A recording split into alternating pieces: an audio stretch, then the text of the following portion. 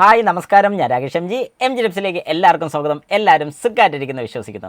ഇന്ന് ഞാൻ പറയാൻ വന്നിരിക്കുന്ന ഒരു കാര്യം എന്ന് പറഞ്ഞാൽ, നമ്മൾ വാഹനത്തിൻ്റെ ടയർ മേടിക്കാൻ വേണ്ടി ചെല്ലുന്ന സമയത്ത്, അതായത് നമ്മൾ ടയർ മാറാൻ വേണ്ടി ചെല്ലുന്ന സമയത്ത് അറിഞ്ഞിരിക്കേണ്ട ഒരു കാര്യമാണ്, വാഹനത്തിൻ്റെ ടയറിന് പോലും ഫ്യൂൽ എഫിഷ്യൻസി ആയിട്ട് ഭയങ്കര ബന്ധമുണ്ട്. അതായത് ഏത് ടയർ എടുക്കുന്നോ ആ ടയറിന് നമുക്ക് എത്രത്തോളം ഫ്യൂൽ എഫിഷ്യൻസി കൂടുതൽ കിട്ടുമോ കുറവ് കിട്ടുമോ എന്ന് പോലും നമ്മുടെ ടയറിനകത്ത് വളരെ കൃത്യമായിട്ട് രേഖപ്പെടുത്തിയിട്ടുണ്ട്.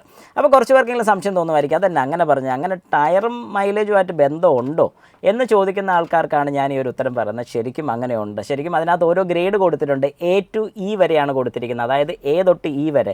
A എന്ന് പറഞ്ഞാൽ അത്യാവശ്യം ഏറ്റവും കൂടുതൽ ഫ്യൂൽ എഫിഷ്യൻസി കിട്ടുന്ന ടയറും ഇയിലോട്ട് വരുന്ന സമയത്ത്, അല്ലെങ്കിൽ ആ ഗ്രേഡ് താന്നുകൊണ്ടിരിക്കുന്ന സമയത്ത് ഇയിലോട്ട് വരുന്ന സമയത്ത് ഏറ്റവും ഫ്യൂൽ എഫിഷ്യൻസി കുറഞ്ഞ ടയറുമാണ് വരുന്നത്. അപ്പം ഫ്യൂൽ എഫിഷ്യൻസി കുറയാനുള്ള കാരണം എന്താണെന്ന് ചോദിച്ചാൽ, ട്രാക്ഷൻ വല്ലാതെ കൂടും. അതായത് ട്രാക്ഷൻ പിടുത്തം, ഏറ്റവും കൂടുതൽ പിടുത്തം കൂടുന്ന സമയത്ത് നമുക്ക് ശരിക്കും അവിടെ എന്താണ് സംഭവിക്കുന്നത്, നമുക്ക് അവിടെ ഫ്യൂൽ എഫിഷ്യൻസി കുറയുകയാണ് ചെയ്യുന്നത്.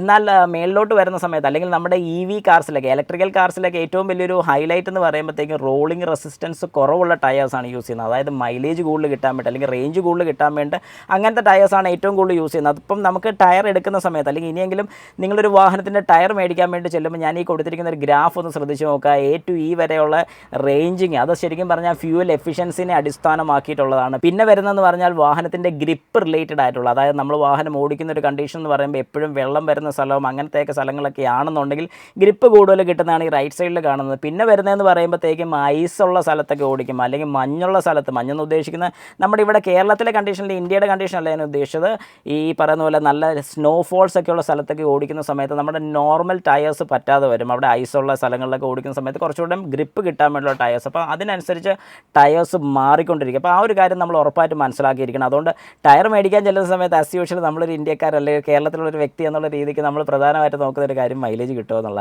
അപ്പം അങ്ങനത്തെ ടയേഴ്സ് അവൈലബിൾ ആണ്. അപ്പോൾ അതിനെക്കുറിച്ച് നിങ്ങൾ ഡീറ്റെയിൽ ആയിട്ട് അറിഞ്ഞിരിക്കണം. ഈ ഒരു കാര്യം ഇനിയൊരു ടയർ എടുക്കാൻ വേണ്ടി ചെല്ലും, അല്ലെങ്കിൽ നിങ്ങളുടെ ടയർ മേടിക്കാൻ ആഗ്രഹിക്കുന്ന ഒരു വ്യക്തിയാണെങ്കിൽ ഉറപ്പായിട്ടും ചെല്ലുന്ന സമയത്ത് ഈ ഒരു കാര്യം കൂടെ ചോദിച്ച് മനസ്സിലാക്കി എത്ര ഫ്യൂൽ എഫിഷ്യൻസി കിട്ടും, അല്ലെങ്കിൽ ഏതാണ് ഏറ്റവും കൂടുതൽ ഫ്യൂൽ എഫിഷ്യൻ്റ് ആയിട്ടുള്ള ടയർ എന്നുള്ളത് നോക്കി നിങ്ങൾക്ക് മേടിക്കാൻ സാധിക്കുന്നതായിരിക്കും. അപ്പോൾ ഈ ഒരു കാര്യം നിങ്ങൾക്ക് മനസ്സിലാകുന്ന വിശ്വസിക്കുന്നുണ്ട്. വാഹനത്തിൻ്റെ ടയർ മേടിക്കുമ്പോൾ പോലും ഫ്യൂൽ എഫിഷ്യൻസി ചോദിച്ച് മേടിക്കാൻ സാധിക്കും.